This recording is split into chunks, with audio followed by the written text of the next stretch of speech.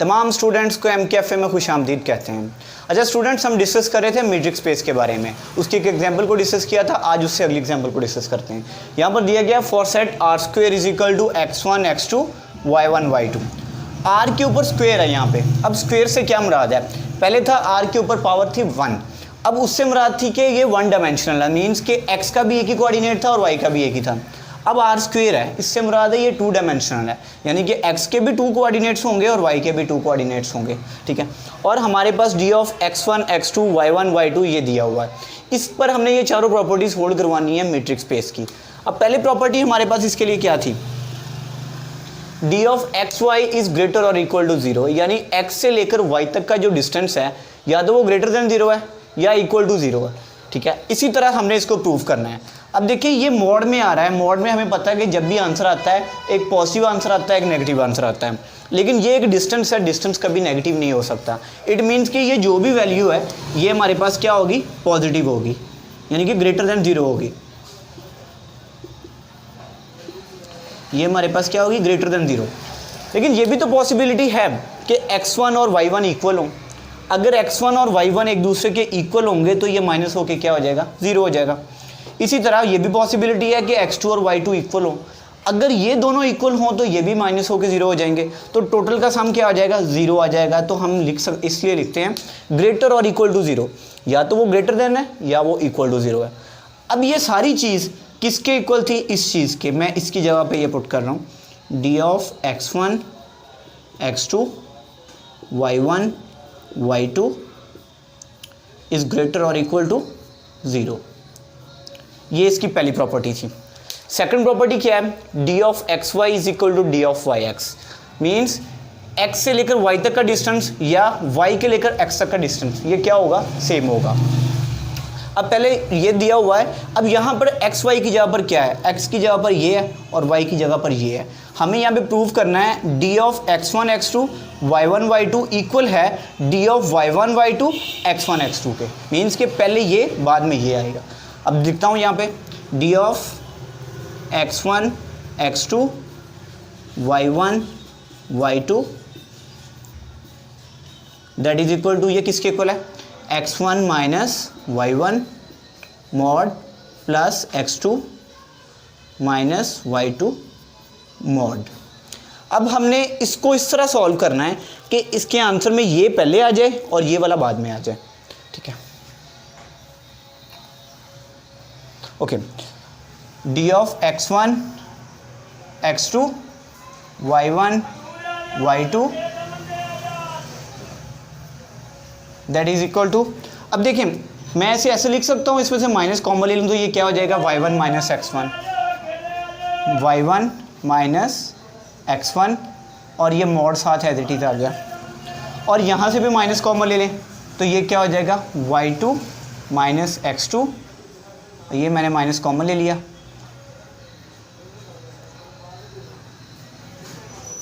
ठीक है। अब ये ऐसा करने का पर्पज़ क्या है? देखिए जब था x1 माइनस y1 यानी x1 पहले था, तब यहाँ पर x के कोऑर्डिनेट्स पहले आ रहे थे। अब यहाँ पर अगर y1 पहले आ जाएगा तो y के कोऑर्डिनेट्स पहले आ जाएंगे, तो इसलिए मैं y1 और y2 को पहले लाइन बनाने के लिए माइनस कॉमन ले लिया इज इक्वल टू। अब नेगेटिव वैल्यू का मॉड हमेशा क्या होता है? पॉजिटिव होता है, हमें पता है इस चीज़ का, तो ये इसका मॉड क्या हो जाएगा? पॉजिटिव हो जाएगा, that is y1 minus x1 mod plus ये वाला माइनस था, ये भी मॉड से क्या हो जाएगा? पॉजिटिव हो जाएगा, y2 माइनस x2 मॉड। अब देखें ये सारा किसके इक्वल आ जाएगा? d of y1 y2 d x1 x2, क्योंकि जब यहाँ पर शुरू में x1 और y1 x2 था, x1 और x2 था, तो यहाँ पर x के कोऑर्डिनेट्स पहले थे, y के बाद में थे। अब यहाँ पर y1 और y2 पहले आ रहा है, तो इसमें क्या होगा? y के कोऑर्डिनेट्स पहले आएंगे और x के कोऑर्डिनेट्स बाद में आएंगे, ठीक है। तो ये सारा क्या होगा? यही चीज़ हमने प्रूव करनी थी, यही सिमेट्री की प्रॉपर्टी थी। x से लेकर y तक का डिस्टेंस और y से लेकर x तक का डिस्टेंस क्या होना चाहिए? सेम होना चाहिए। उसी तरह x वाले कोऑर्डिनेट से या x वाले पॉइंट से लेकर y वाले पॉइंट तक का डिस्टेंस और y वाले पॉइंट से लेकर x वाले पॉइंट तक का डिस्टेंस क्या होना चाहिए? सेम होना चाहिए। ये थी इसकी सेकंड प्रॉपर्टी। अब बात करते हैं थर्ड प्रॉपर्टी की। थर्ड प्रॉपर्टी में क्या था? D of x y is equal to 0, यानी x से y तक का डिस्टेंस 0 तब होगा अगर x is equal to y हो, यानी कि x और y अगर सेम पॉइंट है, अगर ये x है y भी यही है, तो x से y तक का डिस्टेंस फिर क्या होगा, 0 होगा।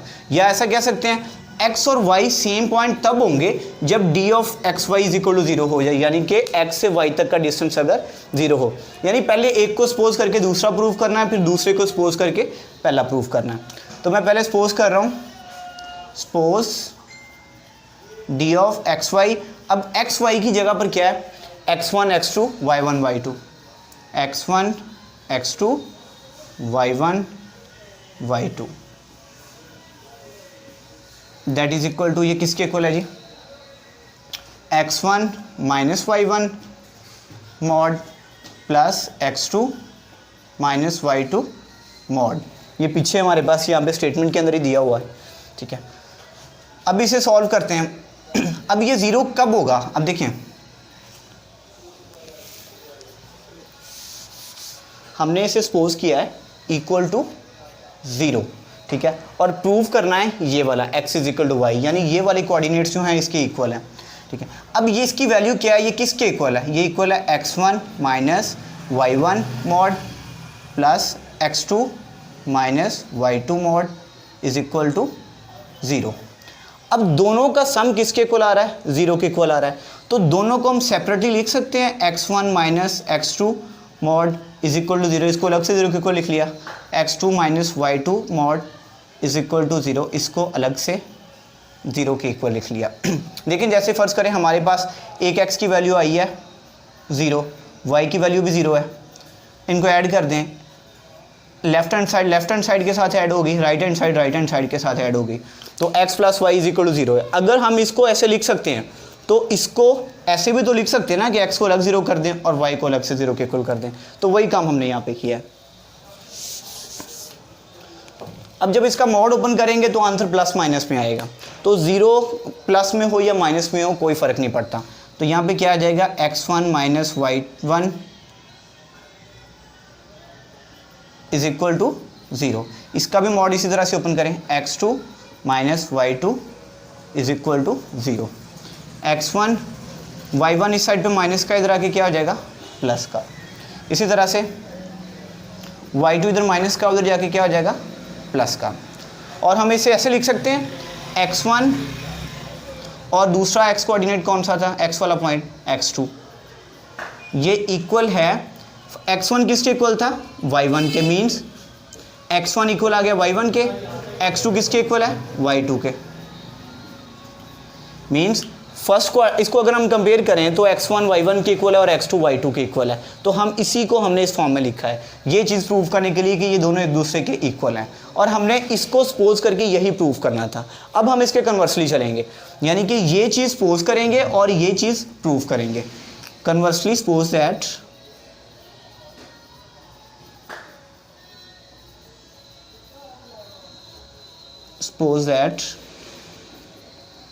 x1 x2 is equal to y1 y2, ठीक है। इसके बैक चलना है इसी तरह से हमने।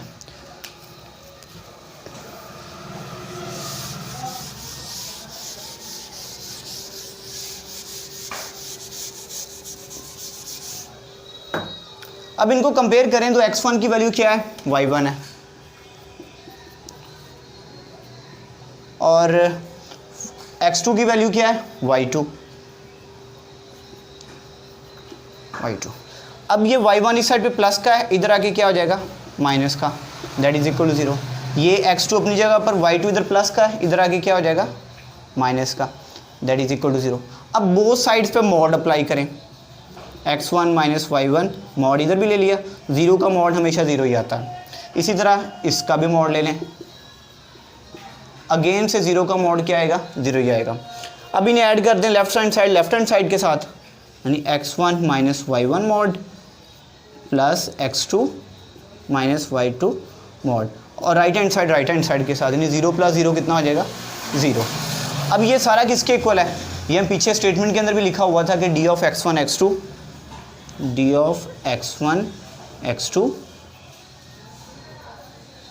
y1 y2 इस चीज़ के इक्वल है, is equal to 0 as it is आ गया। ठीक है, यही चीज़ हमने प्रूव करनी थी इसकी थर्ड प्रॉपर्टी के अंदर।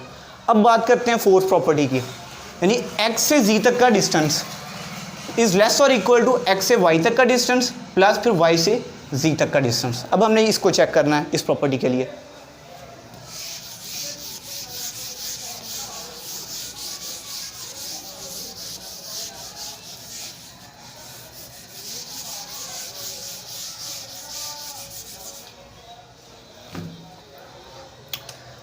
अब उसमें क्या करेंगे जी, डी ऑफ एक्स ही है ना, तो यानी कि मैं यहाँ पे लिख रहा हूँ x1 x2, क्योंकि हमारी स्टेटमेंट के लिए जो x की जगह पर क्या आ रहा है, x1 x2 आ रहा है। आगे क्या z है, z की जगह पर क्या आएगा, z1 z2। तो इसकी वैल्यू हमारे पास उस इक्वेशन के अकॉर्डिंगली क्या आएगी जो हमारे पास स्टेटमेंट के अंदर दी गई थी, उसकी क्या आएगी, x1 minus z1 mod plus x2 minus z2 mod. हुआ क्या है कि z की जगह y की जगह पर हमारे पास क्या आ गया, z आ गया, यानी y1 की जगह पर z1 आ गया, y2 की जगह पर z2 आ गया। अब हमें इसे चेंज करना है, इसमें y भी इसके अंदर इंक्लूड करवाना है, यानी y के कोऑर्डिनेट्स इसके अंदर लेके आना है किसी तरह से। उसको हम कैसे लेके आएंगे, x1 अपनी जगह पर, y1 यहाँ पे नहीं है, तो y1 लाने के लिए मैंने y1 माइनस भी कर दिया और प्लस भी कर दिया। ये वाला z1 वैसे का वैसे ही आ गया, प्लस ये x2 एज इट इज़। अब फिर यहाँ पे हमें y2 चाहिए, क्योंकि y1 तो आ गया है, y2 तो अभी भी नहीं आया हमारे पास। तो y2 कैसे लेके आएंगे, y2 को माइनस भी कर दें और y2 को प्लस भी कर दें, minus z2 as it is. ठीक है, अब ट्राइंगुलर इनइक्वालिटी इसको ओपन करते हैं। हमने पढ़ा हुआ है x plus Y mod is less और equal to x mod plus Y mod. बस x की जगह पर कंसीडर कर ले हैं x1 माइनस y1 और y की जगह पर है y1 माइनस z1। तो ये क्या हो जाएगा, लेस और equal to x1 minus y1 mod और plus y1 minus z1 mod. इसी तरह इसका भी ओपन करें mod, x2 minus y2 mod plus y2 minus z2 mod is less और equal to x1 minus y1 mod. अब x Y वाला दूसरा कौन सा है, x2 माइनस y2 मॉड।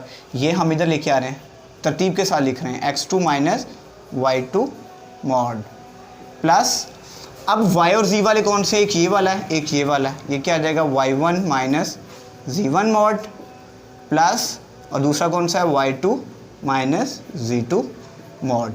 इस सारे की जगह पर क्या आ जाएगा, ये स्टेटमेंट के अंदर ही दिया हुआ था, d of x1 y1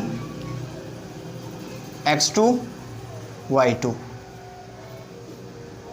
plus ये क्या आ जाएगा, D of y1 z1 y2 z2। ठीक है स्टूडेंट्स, यहाँ पे थोड़ी सी ना चेंजिंग करनी है, ये थोड़ा सा गलत लिखा है, इसको थोड़ा सा हम चेंज करते हैं, क्योंकि हमारे पास जो वैल्यू थी ना, पहले x के आते थे पॉइंट, फिर आगे y के आने, यानी कि x के पूरे पॉइंट्स। ये किसके पॉइंट्स होंगे, d ऑफ x1 x2 से y1 y2 प्लस, अब ये होगा d of y1 y2 z1 z2, यानी कि ये जो स्टेटमेंट में हमारे पास फॉर्म दी हुई थी उसी फॉर्म के अकॉर्डिंगली हमारे पास इसके ये इक्वल है इसके और ये इक्वल होगा किसके। तो अब देखें तो हमारे पास थर्ड प्रॉपर्टी फोर्थ प्रॉपर्टी भी प्रूव हो रही है, D of x1 x2 z1 z2 is less और equal to D of x1 x2 y1 y2 plus D of y1 y2 z1 z2। यही हमारे पास फोर्स की प्रॉपर्टी थी, यानी x से z तक जाना है तो क्या करेंगे, पहले x से y पर जाएंगे फिर y से z तक जाएंगे। ठीक है, ये हमारी लास्ट प्रॉपर्टी थी। इसी तरह हम मीट्रिक स्पेस और टोपोलॉजी की बाकी भी वीडियोस डाउनलोड करेंगे। मीट्रिक स्पेस भी असल में टोपोलॉजी का ही एक टॉपिक है, तो हम टोपोलॉजी की वीडियोस पर भी फ़िलहाल काम कर रहे हैं। इसी तरह फंक्शनल एनालिसिस और रियल एनालिसिस पे भी इंशाल्लाह काम करेंगे। खुदा हाफिज़।